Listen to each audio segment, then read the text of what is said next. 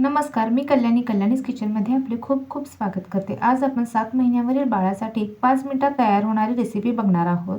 यामुळे बाळाचे पोट जास्त वेळापर्यंत भरलेले राहते आणि बाळ आनंदी राहते आणि छान खेळते सुद्धा। आणि ही रेसिपी अतिशय बाळासाठी पौष्टिक सुद्धा आहे आणि अगदी कमी वेळात तयार होते। तर अगदी मोठ्यांपासून ते लहानांपर्यंत आवडणारे म्हणजेच आपण पोहे नेहमीच बघतो, पण अगदीच लहान बाळासाठी ते पोहे कसे करायचे हे आज आपण पाहणार आहोत।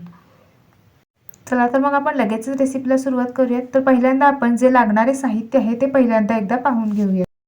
तर इथे मी 2 चमचे पोहे पाण्यामध्ये भिजत ठेवलेले आहेत 10 मिनिटांसाठी आणि त्यामध्ये थोडं पाणी पण ठेवलेलं आहे। त्यानंतर इथे आपण बारीक चिरलेला टोमॅटो घेतलेला आहे, बारीक चिरलेला कांदा घेतलेला आहे, कोथिंबीर घेतलेली आहे, थोडासा 1 चमचाभर शेंगदाण्याचा कूट घेतलेला आहे, कढीपत्ता घेतलेला आहे आणि थोडेसे जिरे आणि मोहरी घेतलेले आहे। इथं आपण अर्धा चमचा तेल घेतलेला आहे। तेल छान असं गरम झालेलं आहे। आता त्यामध्ये आपण जिरे आणि मोहरी घातलेली आहे। मोहरी आणि जिरे छान तडतडले की आता त्यामध्ये आपण कढीपत्ता घालूयात। कढीपत्ता सुद्धा छान असा परतलेला आहे। आता त्यामध्ये आपण बारीक चिरलेला कांदा घालून घ्यायचा आहे। कांदा अगदी छान गुलाबी रंगावर आपण परतून घ्यायचा आहे। जर कांद्याचा उग्रासा वास आला तर बाळ खाणार नाही, त्यामुळे कांदा पूर्णपणे वास जाईपर्यंत छान असा परतून घ्यायचा आहे। इथं पहा, कांदा आपला छान असा परतलेला आहे, छान गुलाबी रंगावर कांदा झालेला आहे। आता यामध्ये आपण बारीक चिरलेला टोमॅटो टाकूया। टोमॅटो सुद्धा अगदी छान सॉफ्ट होईपर्यंत आपण परतून घ्यायचा आहे। आता यामध्ये आपण थोडंसं अगदी चिमूटभर मीठ घातलेलं आहे, खूप जास्त नाही, तर अगदी चिमूटभर। जर तुम्ही घालत असेल, बाळाला देत असाल तरच मीठ घालायचं आहे। तर इथं टोमॅटो सुद्धा अगदी छान असा व्यवस्थित असा मॅश झालेला आहे, इथं तुम्ही पाहू शकता। आता यामध्ये थोडीशी आपण हळद घालायची आहे। हळद व्यवस्थित मिक्स करून घेऊयात आणि आता आपण जे भिजवलेले पोहे आहेत ते यामध्ये घालून घ्यायचे आहेत। यामध्ये मी अर्धी वाटी पाणी ठेवलेलं आहे। त्या पाण्याबरोबरच आपण हे पोहे फोडणीत टाकायचे आहेत आणि या पाण्यात छान असे अगदी सॉफ्ट असे हे पोहे शिजवून घ्यायचे आहेत। तर इथं पहा, अगदी छान सॉफ्ट असा भात असतो त्या पद्धतीने हे पोहे शिजतात आणि बाळ छान आवडीने खाते।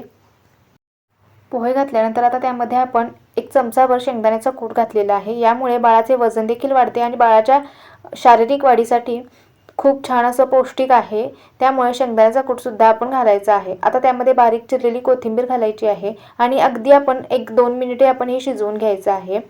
पोहे आधीच भिजलेले आहेत, त्याच्यामुळे पोहे शिजण्यासाठी खूप जास्त वेळ लागत नाही। अगदी आपण 1 मिनिटभर हे आपण आता शिजवून घ्यायचं आहे, म्हणजे आपल्या बाळाला छान सॉफ्ट असे पोहे तयार होतील।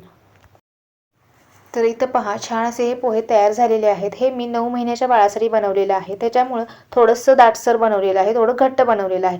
जर तुम्ही त्यापेक्षा कमी वयाच्या बाळासाठी किंवा आपल्या बाळाच्या आवडीप्रमाणे थोडंसं पाणी जास्त कमी केलं तरी चालेल, पण हे अतिशय पौष्टिक आणि छान अशी रेसिपी आहे आणि अगदी कमी वेळात तयार होते। अगदी आयत्या वेळी तुम्हाला करायला देखील सोपी आहे।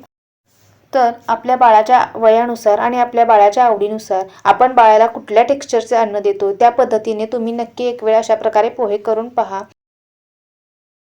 पोह्यांमुळे बाळाचे पोट जास्त वेळपर्यंत भरलेले राहते, त्यामुळे बाळाला छान अशी ऊर्जा मिळते, बाळ आनंदी राहते आणि खूप वेळ खेळते आणि बाळासाठी पोहे हे अतिशय पौष्टिक आहे।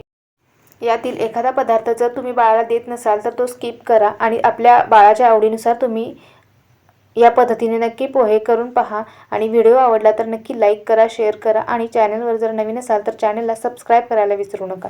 परत भेटू नवीन एका रेसिपीसह, तोपर्यंत धन्यवाद।